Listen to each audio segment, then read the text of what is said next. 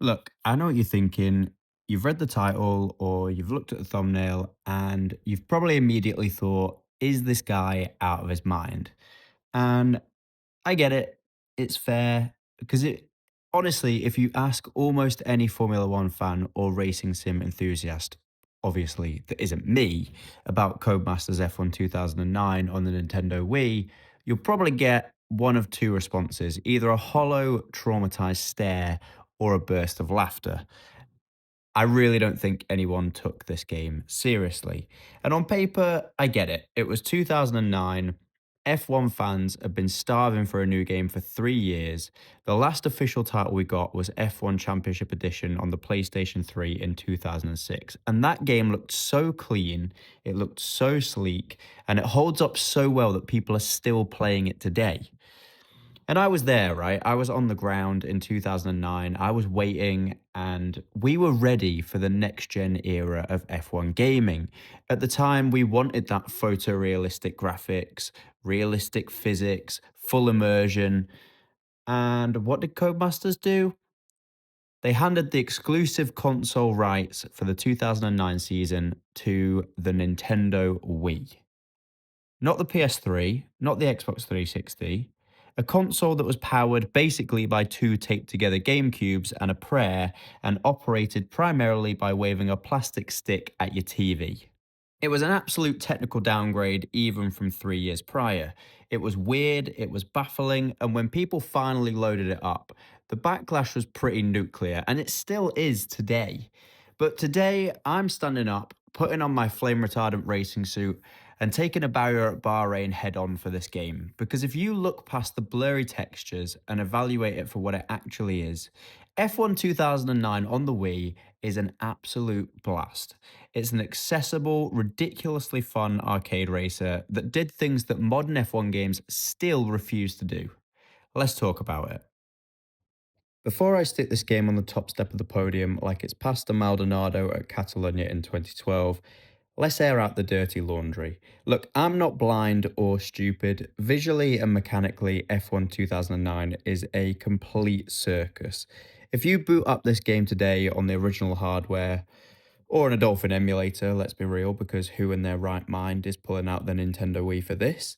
The first thing that hits you is the graphics. Not even my nostalgia goggles can save me on this one. I have to admit it looks bad, and not like charming retro bad, just straight up muddy. Like by 2009 standards, this game was already heavily outdated and looked like it belonged back on the PS2.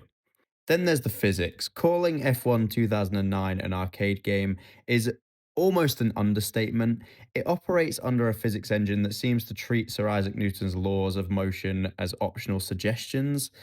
For example, you can throw Lewis Hamilton's McLaren into the hairpin at Monaco at 140 miles an hour, slam the brakes, twist your Wii remote like you're playing Crazy Taxi, and the car just sticks. There's almost no real weight transfer. There's no terrifying snap oversteer when you touch a wet curb. The steering feels like it's hooked up to an invisible rail system.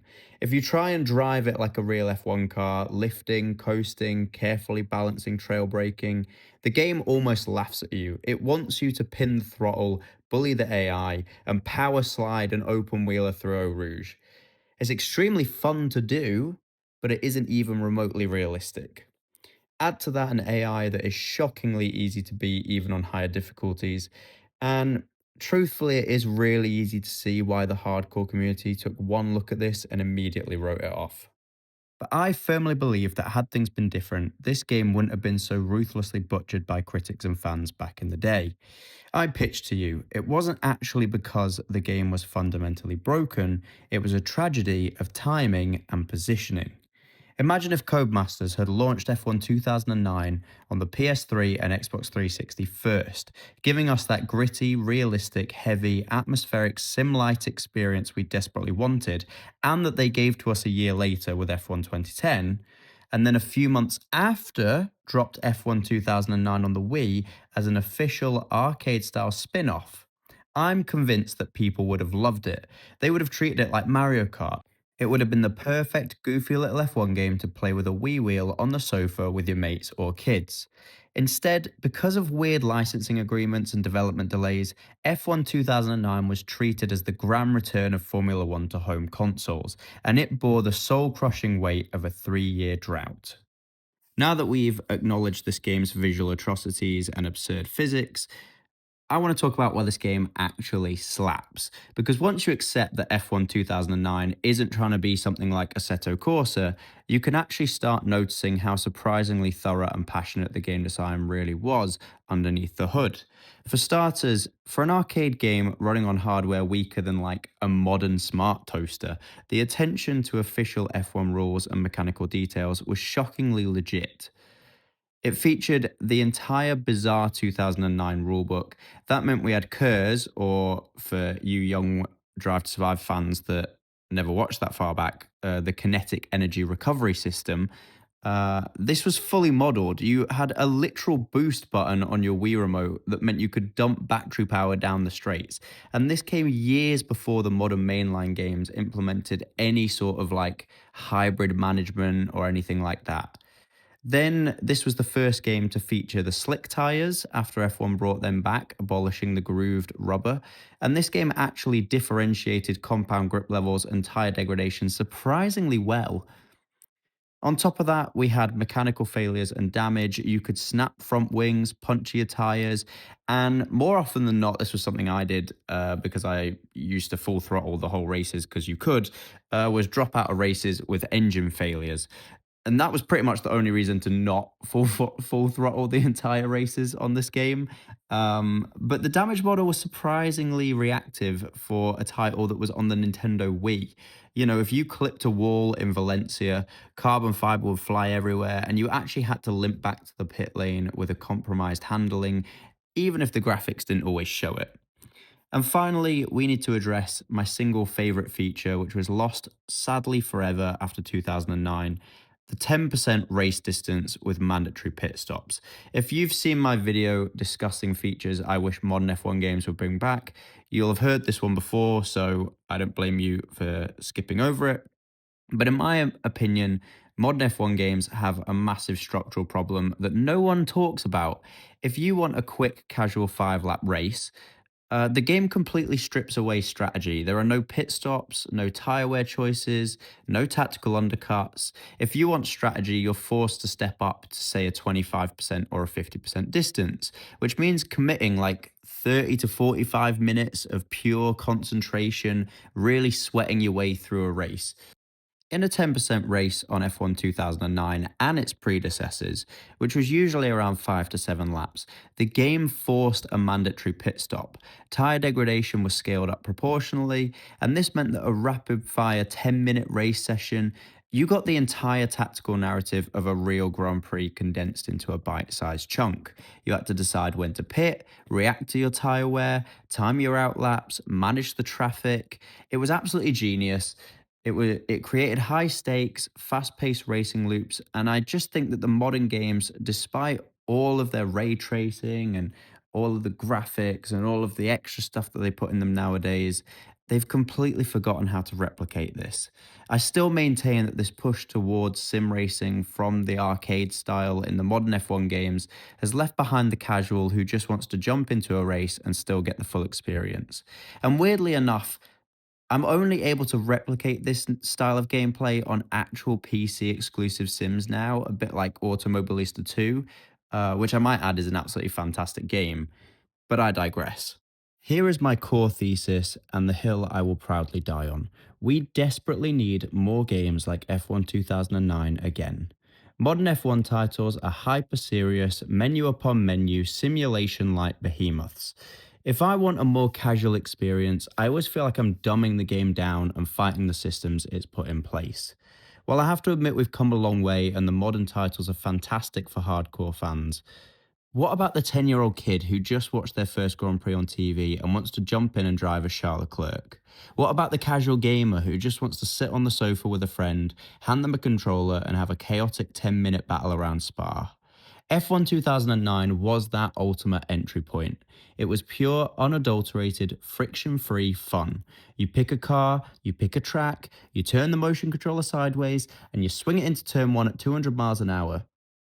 It didn't punish you for not knowing what brake bias was. It welcomed you in with open arms, handed you the keys to the championship winning Braun GP car, and let you feel like an absolute hero for 15 minutes before dinner.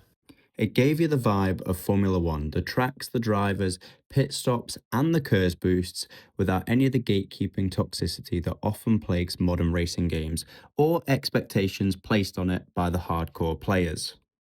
It's patently clear that history has not been kind to F1 2009. I mean, it usually ends up on those like worst F1 game of all time lists that you see the F1 content creators put out every now and then. It constantly gets tossed in the bargain bin of racing game history, right alongside stuff like Project Cars 3. But if you judge a game by how much joy it brings rather than how many polygons it renders per second, F1 2009, in my opinion, deserves a massive apology. Yes, true, it was weird, it was ugly, right? It was stuck on a console that had no business hosting a Formula One game, but it was also accessible, absurdly chaotic, and surprisingly rich in F1 rulecraft. And above all else, just genuinely fun. It's a time capsule of an era when developers were brave enough to make weird, light-hearted arcade spin-offs alongside mainline series, something that just doesn't happen anymore. And honestly, in a world where racing games take themselves way too seriously, I'd trade a dozen photorealistic grass textures just to get that simple, silly 10% race magic back on my TV screen. If you're one of the few people in the world left like me that owns a Nintendo Wii and a copy of this game, go stick it up on your TV, grab that silly little plastic shell Wii Wheel thing that you've got, set a race distance to 10%, and, go bully Jensen Button into turn one or something, and you might just realize that we judged this little weirdo far too harshly. I didn't say this on the last video because I'm not a big fan of doing these sort of like YouTube outros. But if you did enjoy this video, please give the video a like and subscribe to the channel. I'm really pushing to get to 500 subscribers now. And I know I've said it before, but I'm actually going to try and stick to some kind of upload schedule with this channel. If there's any other gaming deep dives you'd like to see or any content you'd like from the channel, please let me know. I know I'm kind of pigeonholed into this Motorsport Manager F1 space, which I don't mind because obviously I'm a huge motorsport fan and, I love these kind of games. But yeah, let me know if you'd like to hear me talk more broadly about management sims or motorsport games or just anything really. This channel has been a hobby to me for the longest time, and I'm somehow popping off with views recently. So just thank you so much for watching. If you're new here, like I say, drop a subscribe on the channel, and if you like the video, give it a like. Let me know in the comments to let me know that you've enjoyed it, and thank you for watching. And I'll see you in the next one, whenever that is, and whatever I decide to upload.